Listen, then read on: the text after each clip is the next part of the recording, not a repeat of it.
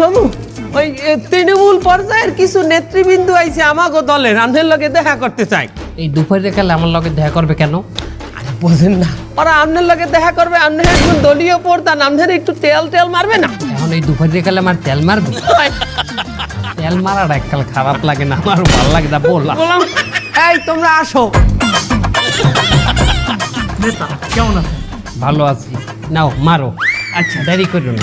দে দে দে এই, এই, যাই যাই লোক, এই, এই, আরে বোধহয় তুই মারো একটি পাউডার। কে পাউডার মারো কা? মারার কথা আসলে তেল, তুই পাউডার মারো কা?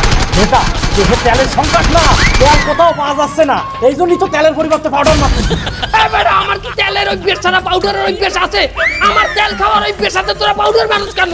মামু এই মুহূর্তে পাউডারই আমনের জন্য সেফ, তেল আমনের জন্য সেফ না। কেমনে পাউডার সেফ?